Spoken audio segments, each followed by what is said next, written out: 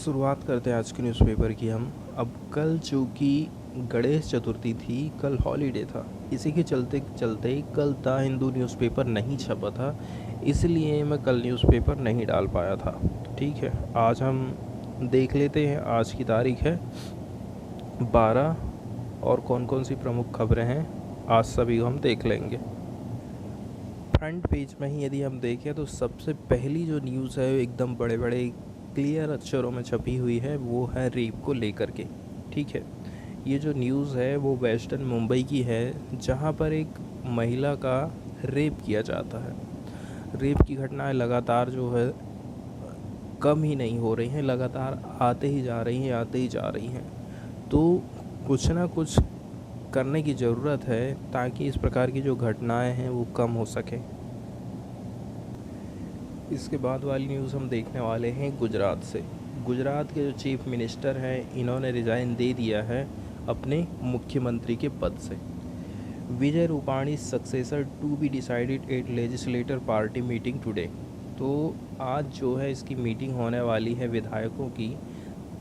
इस मीटिंग से पता चल जाएगा कि नेक्स्ट जो सीएम है कौन बनने वाला है। In a sudden but not unexpected move, Gujarat chief minister Vijay Rupani ने रिसाइन कर दिया है सैटरडे के दिन after completing 5 years at the helm. ठीक है, paving the way for a change of guard ahead of assembly poll next year.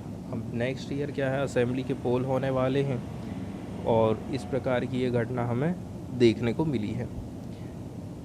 जो रूपानी हैं, इन्होंने एक कंपाइंड किया by union minister Mukesh Mandaviya, Purushottam Rupala, Bhupendra Yadav and his cabinet colleagues meet governor Acharya Devvrat and submitted his resignation.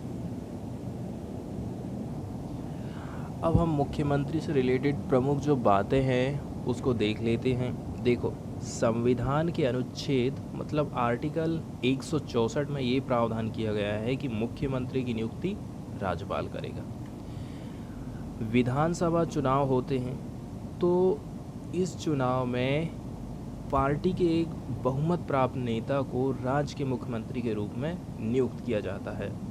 जो भी party जो है बहुमत से जीतती है, फिर उसी दल के विधायकों में से एक नेता को चुना जाता है, उसको ही सीएम बनाया जाता है। फिर राज्यपाल के पास नाम मात्र का कार्यकारी अधिकार है, लेकिन वास्तविक कार्यकारी अधिकार मुख्यमंत्री के पास रहता है। हालांकि राज्यपाल द्वारा प्राप्त विवेकाधीन शक्तियाँ राज्य प्रशासन में मुख्यमंत्री की शक्ति, अधिकार, प्रभाव, प्रतिष्ठा और भूमिका कुछ हद तक कम कर देती है। देखो, एक व्यक्ति जो राज्य विधानसभा का सदस्य नहीं है, उसे 6 महीने के लिए मुख्यमंत्री के रूप में नियुक्त किया जा सकता है। अब उस समय सीमा के भीतर उसे राज्य विधानसभा की सदस्यता ग्रहण करनी होगी, और यदि वो ऐसा नहीं करता है तो फिर उसको अपने पद का त्याग करना पड़ता। यदि हम कार्यकाल की बात करें तो मुख्यमंत्री का कार्यकाल कोई निश्चित नहीं है, वो राज्यपाल के प्रसाद पर्यंत पद धारण करता है, मतलब राज्यपाल जब तक चाहे। राज्यपाल द्वारा उसे तब तक बर्खास्त नहीं किया जा सकता जब तक कि विधानसभा में उसको बहुमत मिला है। यदि वो विधानसभा में विश्वास मत खो देगा तो उसे त्यागपत्र दे देना चाहिए, और नहीं देगा तो राज्यपाल उसको बर्खास्त कर देगा। शक्ति और यदि हम कार्य की बात करें तो मंत्रिपरिषद के संबंध में क्या क्या चीज़ें हैं। राज्यपाल केवल उन्हीं व्यक्तियों को मंत्री के रूप में नियुक्ति करेगा जो कि मुख्यमंत्री उसको बताएगा। वो मंत्रियों के बीच विभागों का आवंटन और फेरबदल करने की पावर रखता है। वो पद से इस्तीफा देकर मंत्रिपरिषद को विघटन कर देता है, क्योंकि मुख्यमंत्री मंत्रिपरिषद का प्रमुख है। तो जैसे कि विजय रूपाणी ने जब इस्तीफा दिया है तो पूरी जो मंत्रिपरिषद है उसका विघटन हो गया है। ठीक है, अब कुछ कुछ जो कार्य हैं वो राज्यपाल से रिलेटेड भी रहते हैं, जैसे कि संविधान का अनुच्छेद 167 क्या कहता है, राज्यपाल और राज्य मंत्रिपरिषद के बीच में मुख्यमंत्री एक कड़ी के रूप में काम करता है। एक राज्यपाल है और ये मंत्रिपरिषद, दोनों के बीच में एक कड़ी के रूप में मुख्यमंत्री काम करता है। मुख्यमंत्री द्वारा महाधिवक्ता, लोक सेवा आयोग, राज्य चुनाव आयोग, इसके जो अध्यक्ष हैं, सदस्य हैं, इनकी नियुक्ति के संबंध में मुख्यमंत्री बताता है कि राज्यपाल आपको इनको करना है कि नहीं करना है, किसको करना है नियुक्त। यदि हम विधानसभा के बारे में बात करें तो सभी नीतियों की घोषणा उसके द्वारा सदन के पटल पर की जाती है। वो राज्यपाल को विधानसभा भंग करने की सिफारिश करने की पावर भी रखता है। अन्य कार्य यदि हम बात करें तो राज्य में होता है एक योजना बोर्ड, तो उसका ये अध्यक्ष होता है। वो क्षेत्रीय परिषद के क्रमवार उपाध्यक्ष के रूप में कार्य करता है और एक समय में इसका कार्यकाल 1 वर्ष का होता है। वो 2 राज्यों के बीच का जो अंतर राज्य परिषद होता है और नीति आयोग का सदस्य होता है, इन दोनों परिषदों की अध्यक्षता प्रधानमंत्री द्वारा की जाती है। वो राज्य सरकार का प्रमुख प्रवक्ता होता है। इसके अलावा क्या होता है, जब आपातकाल की घोषणा होती है तो उस दौरान राजनीतिक स्तर पर वो मुख्य प्रबंधक होता है। राज्य के नेता के रूप में वो लोगों के विभिन्न वर्गों से मिलेगा, उनकी समस्याओं के बारे में ज्ञापन प्राप्त करेगा और वो सेवाओं का राजनीतिक प्रमुख है। ये है मुख्यमंत्री से रिलेटेड सभी बातें। इसके बाद वाली जो न्यूज़ है वो है UAPA एक्ट से रिलेटेड, ठीक है, जिसको हम अनलॉफुल एक्टिविटीज़ प्रिवेंशन एक्ट कहते हैं। तो 1967 में भारतीय संसद ने इस एक्ट को पारित किया था, लेकिन फिर क्या हुआ, 2004, 2008, 2012 और 2019 में इसमें कुछ अमेंडमेंट किए गए थे। लेकिन जो 2019 में संशोधन किया गया था उसका बहुत ज़्यादा विरोध हुआ था। क्यों? क्योंकि न केवल ये किसी संस्था को आतंकवादी संस्था घोषित करता है, बल्कि यदि इसका कोई मेंबर है तो पार्टिकुलर उस व्यक्ति को भी आतंकवादी घोषित कर देता है। इससे क्या हो सकता है, इसका मिसयूज़ हो सकता है। जैसे कि यदि कोई एक्टिविस्ट है, कोई विपक्ष का नेता है, कोई लेखक है, कोई किसान है, यदि ये सरकार की आलोचना करे, सरकार के खिलाफ़ आवाज़ उठाए तो उसके खिलाफ़ कार्रवाई कर सकते हैं। इस एक्ट को उसके ऊपर लगाया जा सकता है, उसको आतंकवादी घोषित किया जाता है। कुल मिला के इसका मिसयूज़ हो सकता है। और देखो, एक बार यदि किसी को आतंकी घोषित कर दिया गया है तो उसको उस ठप्पे को हटवाने के लिए पुनर्विचार समिति के पास आपको एप्लीकेशन लगाना पड़ेगा। हालांकि वो बाद में अदालत में अपील भी कर सकता है, ठीक है। तो एक्टिविस्ट समूहों के लोग कहते हैं कि सरकार इस कानून का नाजायज़ और मनमाना इस्तेमाल करते हुए संविधान के अनुच्छेद आर्टिकल 19(1) के तहत मिले अधिकारों का हनन कर सकती। उनको ये भी चिंता है कि इसका यूज़ असली आतंकियों के साथ साथ सरकार की नीतियों के विरोधी लेखक हों, चाहे वो अभियुक्त के वकील हों, और मानव अधिकार के कार्यकर्ताओं पर भी इसका यूज़ हो सकता है। इसमें कुछ सजाओं के प्रावधान के बारे में देख लेते हैं। जैसे कि ये जो UAPA का कानून है ना, सेक्शन 43D(2), इसमें पुलिस हिरासत के समय को डबल कर सकती है। इसके तहत 30 दिन की पुलिस हिरासत मिल सकती है, वहीं न्यायिक हिरासत 90 दिन तक की हो सकती है, जबकि अन्य कानून के तहत हिरासत केवल 60 दिन की होती है। इतना ही नहीं, UAPA कानून के तहत केस दर्ज होने पर अग्रिम जमानत नहीं मिलने वाली। UAPA कानून सेक्शन की हम बात कर रहे हैं 43D(5), अगर प्रथम दृष्टया उस पर केस बना है तो अदालत भी उसको जमानत नहीं दे पाएगी। इसमें 7 साल की सज़ा से लेकर के आजीवन कारावास तक का प्रावधान है। इसके साथ साथ आरोपी की संपत्ति जब्त हो जाएगी। अब हम आते हैं न्यूज़ की तरफ और देख लेते हैं न्यूज़ में क्या बात कही गई है। तो इसमें बताया गया है मजिस्ट्रेट के पास पावर नहीं है कि वो जो है UAPA के अंदर यदि कोई केस चल रहा है तो उसको एक्सटेंड कर सके, ठीक है। UAPA एक्ट के तहत कोई केस चल रहा है और पुलिस चाहती है कि इसका जो टाइम पीरियड है उसको थोड़ा हमें बढ़ाना है, अभी जांच पूरी नहीं हुई है, तो ये पावर मजिस्ट्रेट के पास नहीं है। ये पावर होती है केवल special courts. Only special court can consider plea. तो supreme court has held that magistrate can not favour an investigating agency by extending the period of probe in unlawful activity prevention act cases at will। मान के चलो UAPA का कोई case आया है किसी, और वो कह रहे हैं कि किसी मजिस्ट्रेट के पास गए हैं कि आप इस केस को जो है थोड़ा एक्सटेंड कर दीजिए। इसका मतलब तो ये हो गया कि वो पार्टिकुलर केस के फेवर में हो गए हैं, इसीलिए ये जो पावर है ना मजिस्ट्रेट के पास नहीं है, ये पावर स्पेशल कोर्ट के पास ही मौजूद है। Under UAPA the investigation has to be completed within 90 days. इसमें प्रावधान किया गया है कि यदि आपने किसी को गिरफ्तार करा है यूएपीए एक्ट के तहत तो आप उसकी जांच 90 दिन में पूरी करिए, और यदि आप नहीं कर रहे हो तो फिर उसको जमानत दे दीजिए, ठीक है। If not the accused is entitled to default bail, तो उसको जो है ऑटोमेटिकली आपको जमानत देना पड़ेगा। In so far as extension of time to complete investigation is concerned, magistrate would not be competent to consider request, and the only competent authority to consider such as request would be the court as specified in the proviso section 43D 2B। यहाँ पर बात बताई गई है कि किसको पास ये power है।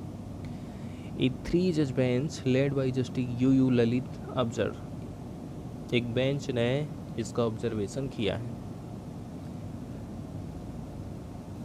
और यहाँ पर ये भी बताया गया है कि ये जो द कोर्ट है इसका आखिर मतलब क्या है, ठीक है। तो द कोर्ट का मतलब होता है special court under the UAPA. UAPA के तहत भी जो है स्पेशल कोर्ट बनाए गए थे जो इस पीरियड को एक्सटेंड कर सकते हैं विशेष कंडीशन में। अब ये निर्णय कब आया है, ये जो डिसीजन आया है वो आया है मार्च 2014 का ये केस था, ठीक है। Chief judicial magistrate of Bhopal Madhya Pradesh की हम बात कर रहे हैं, इन्होंने अलाउ कर दिया था इन्वेस्टिगेटिंग एजेंसी की रिक्वेस्ट को कि आप जो है इस पीरियड को बढ़ा सकते हैं, इन्वेस्टिगेट करने की पीरियड को आप बढ़ा सकते हैं, ऐसा मजिस्ट्रेट ने कह दिया था। तो इसी केस को डील कर रही थी ये बेंच सुप्रीम कोर्ट की। अब क्या हो जाता है उधर से, तो जो मजिस्ट्रेट है उन्होंने क्या काम कर दिया है, उनके पीरियड को एक्सटेंड कर दिया है। अब इनकी जो जमानत थी वो खारिज हो गई, ठीक है। क्यों? क्योंकि इनका कहना था कि देखो मजिस्ट्रेट ने आपकी जो जांच का जो पीरियड है उसको एक्सटेंड कर दिया है, इसलिए आपकी जो जमानत है उसको हम खारिज करते हैं, आपको जो है जमानत नहीं देंगे, ठीक है।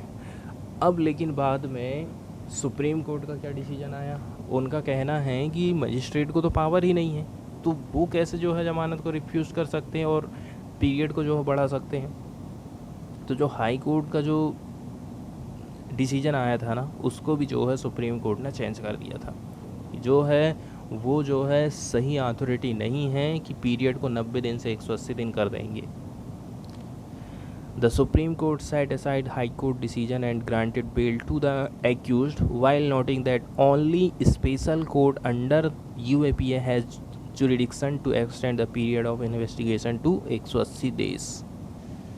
इसके बाद वाली न्यूज़ हम देखने वाले हैं, यूएस के क्लाइमेट एनवॉय हैं Kerry to visit India next week for talks. He will discuss effort to expedite clean energy transition.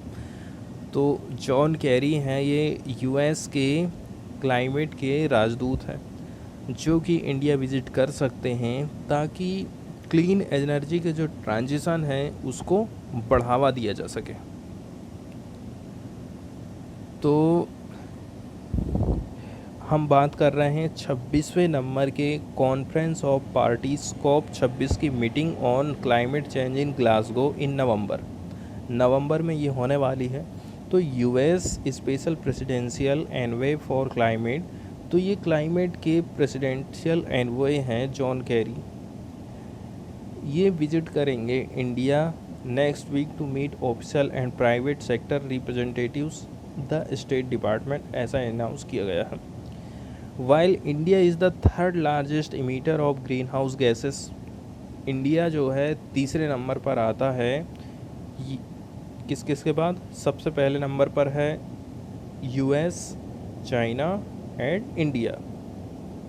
In absolute term it is not a major emitter in per capita term relative to China and US. और एक बात ये है, यदि हम per capita के हिसाब से देखें, प्रति व्यक्ति कितना कार्बन यहाँ पर उत्सर्जन कर रहा है, तो वो इन दोनों देश की अपेक्षा में कम है। अब countries are expected to go beyond their commitments made in Paris in 2015 and set new goals in time for Glasgow conference। 2015 में जो आपने वादा करे थे कि हम इतना कार्बन उत्सर्जन कम करेंगे, इतना जो है, ठीक है, जो कोल से उत्पन्न जो एनर्जी है उसको हम इतनी कम कर देंगे, तो उसके अलावा भी आप घोषणा करिए। Post Paris India committed to installing 450 gigawatt of renewable energy capacity by 2030 तक। इंडिया ने घोषणा करा था कि हम 450 गीगावाट रीन्यूएबल एनर्जी पैदा करेंगे, जैसे कि सौर ऊर्जा से, चाहे वो वाटर से हो, चाहे वो पवन ऊर्जा के माध्यम से हो। एक और घोषणा है जो कि रेलवे के माध्यम से की गई थी, वो थी net zero emission by 2030। Railway का कहना है कि जितना हम कार्बन उत्सर्जन करेंगे उतना हम एब्जॉर्ब भी कर लेंगे। इसका मतलब ये है कि यदि हम एक तरफ से डीजल इंजन से या फिर अन्य माध्यमों से जो ट्रेन चला रहे हैं, तो एक तरफ दूसरी तरफ हम पेड़ भी उगाएंगे। ठीक है, एक हाथ से लेंगे दूसरे हाथ से देंगे, ऐसा रेलवे का कहना था 2030 तक।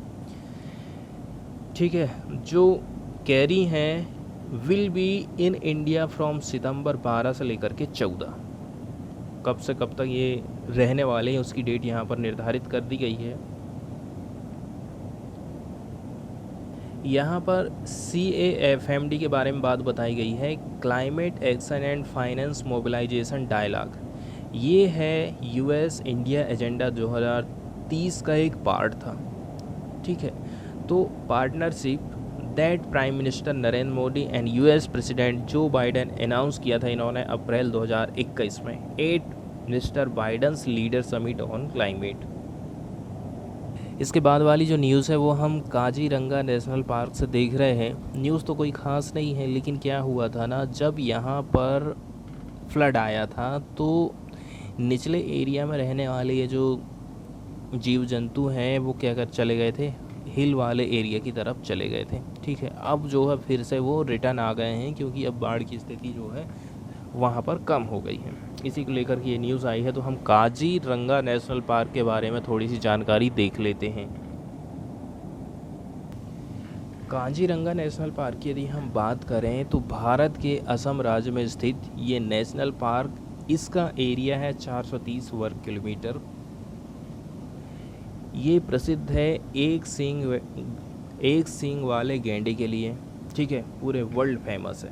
भारत में एक सींग वाले गैंडों की संख्या यहाँ पर सबसे ज़्यादा है। सबसे अधिक एक सींग वाले गैंडे काजीरंगा नेशनल पार्क में पाए जाते हैं। सर्दी के टाइम में साइबेरियन प्रवासी पक्षी यहाँ पर आते हैं। काजीरंगा नेशनल पार्क को वन्यजीव संरक्षण अधिनियम 1972 के तहत 1974 में नेशनल पार्क बनाया गया था। काजीरंगा नेशनल पार्क को 1985 में यूनेस्को द्वारा विश्व धरोहर सूची में शामिल किया गया है। इसे भारत सरकार द्वारा 2006 में बाघ अभ्यारण्य घोषित किया गया था।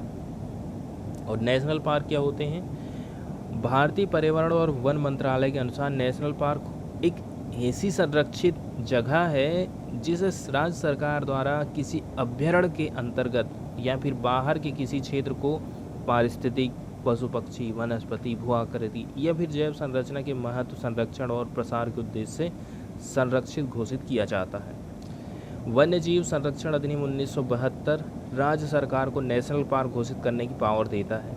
इस अधिनियम के से पर्याप्त पारिस्थितिकी, जियोमॉर्फिकल और प्राकृतिक महत्व वाले क्षेत्र को राष्ट्रीय उद्यान घोषित किया जाता है। केंद्र सरकार भी कई परिस्थितियों में नेशनल पार्क घोषित कर सकती है। भारत में IUCN के अंतर्गत श्रेणी 2 में सूची संरक्षित क्षेत्र हैं। भारत में पहला नेशनल पार्क 1936 में हेली नेशनल पार्क के रूप में स्थापित किया गया था, जिसको अभी हम Jim Corbett national park Uttarakhand के रूप में जानते हैं। यहाँ पर और भी जो है नेशनल पार्क के बारे में बताया गया है जो कि असम में है, जैसे कि डिब्रू सोखेवा राष्ट्रीय पार्क, मानस राष्ट्रीय पार्क, ओरंग राष्ट्रीय पार्क और नामेरी राष्ट्रीय पार्क, ये सभी असम में स्थित हैं। इसके बाद आप सभी से एक रिक्वेस्ट है कि आप जो है टेलीग्राम का एक चैनल है RKG सिविल पाठशाला, ठीक है, इस चैनल को आप ज्वाइन कर लीजिए। इसमें बहुत सारे ऐसे करंट अफेयर हैं जो मुझसे छूट जाते हैं, या बहुत सारी ऐसी टर्म हैं जो मैं बता नहीं पाता हूँ, तो उसको मैं इसमें डालते रहता हूँ, ठीक है। तो इसको आप ज़रूर ज्वाइन कर लें। इसके बाद जो हमारी न्यूज़ है वो कस्टम ड्यूटी से रिलेटेड है। तो कस्टम ड्यूटी आखिर होती क्या है? किसी वस्तु को एक सीमा क्षेत्र से दूसरी सीमा क्षेत्र में यदि ले जाते हैं, उस समय जो टैक्स लगता है उसको हम कहते हैं कस्टम ड्यूटी। ये केंद्र सरकार द्वारा लगाया जाने वाला इनडायरेक्टली टैक्स होता है जो आयात और निर्यात किए गए सामानों पर लगता है। कस्टम ड्यूटी को देशों द्वारा अपना राजस्व बढ़ाने के लिए, अपनी कमाई बढ़ाने के लिए दूसरे देशों से मिलने वाली जो कंपटीशन है उसको बचाने के लिए लगाया जाता है। मान के चलो चीन में कोई चीज़ बन रही है 3 रुपये की पेंसिल, और इंडिया में वही चीज़ 5 रुपये की मिल रही है, तो इंडिया क्या कर देगा, 2 रुपये की कस्टम ड्यूटी चाइना के माल में लगा देगा, तो दोनों की कीमत सेम हो जाएगी, ठीक है। ठीक इसी प्रकार से क्या अभी एक न्यूज़ आई है, इसमें बताया गया है कि इंडिया में जो ईडेबल ऑयल्स हैं उसमें कस्टम ड्यूटी के कम कर दिया है। इसका मतलब ये हो गया कि अब यदि हम बाहर से कोई चीज़ मंगवा रहे थे वो 5 रुपये की आ रही थी, तो अब वो हमें 2 रुपये में मिलेगी, ठीक है। तो किस किस चीज़ में जो है कटौती की गई है? Crude oil and refined palm oil, soybean oil and sunflower oil in order to reduce edible oil prices. खाने का तेल का दाम कितना आगे बढ़ गया हो, टाइम बहुत हो चुका है, लेकिन काफ़ी देर के बाद सरकार ने ये घोषणा करी है, ठीक है। ये स्टेटमेंट किसने जारी किया है? मिनिस्टर। तो ये जो काम किया है वो किया है ministry of consumer affair, food and public distribution, ठीक है। ये हमें ध्यान रखना है कि यदि इससे रिलेटेड कोई घोषणा करता है तो वो कौन करता है। The standard rate of duty on crude palm oil, crude soybean oil and crude sunflower oil was reduce 2.5%। Similarly यदि हम देख लें 32.5% for refined palm oil, refined soybean oil and refined sunflower oil. तो कच्चे तेल में कम करा है और जो रिफाइंड तेल है उसमें ज़्यादा कटौती की गई है। इसके बाद फॉरेन वाले पेज से यदि हम देखें तो न्यूज़ आई है इजराइल से। इजराइल से कोई ख़ास न्यूज़ नहीं आई है। न्यूज़ ऐसी आई है कि इजराइल में कैद से जो कुछ कैदी भाग गए थे जो कि पैलेस्टाइन से रिलेटेड थे, उनको इसने फिर से जो है कैद कर लिया है, पकड़ लिया है। इस प्रकार से ये न्यूज़ आई है।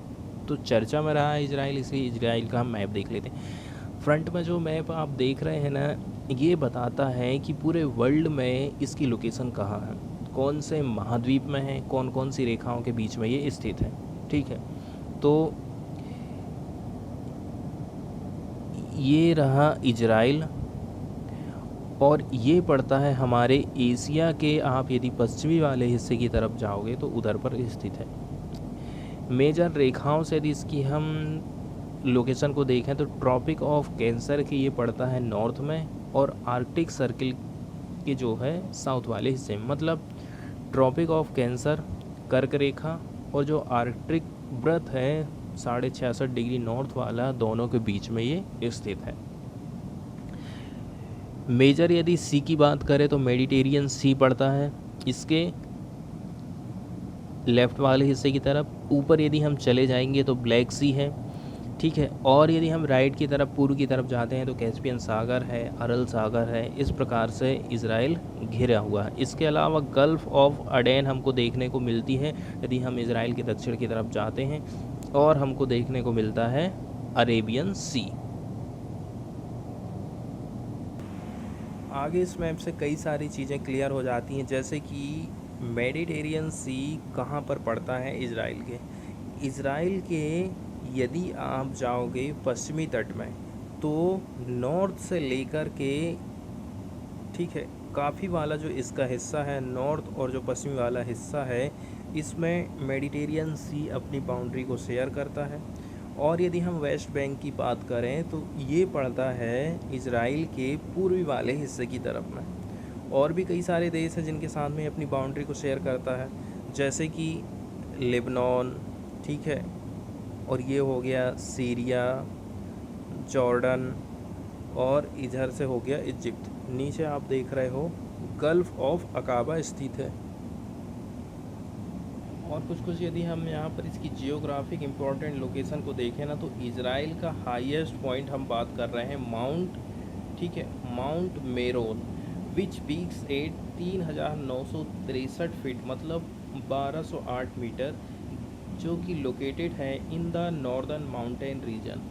It has been mark on the map by a yellow triangle. इसी में हमको देखने को मिल जाएगा येलो ट्राइंगल कहाँ पर है। इसको थोड़ा सा बड़ा करके जब हम देखें तो यहाँ पर बताया गया है इसका हाईएस्ट पीक, ठीक है, lake Tiberias sea of Galilee यहाँ पर स्थित है, ठीक है। इसके किनारे है अफीक सिटी, और ये है जॉर्डन रिवर, और यहाँ पर स्थित है डेड सीज का। ये सब चीज़ें हमको ध्यान रखना है।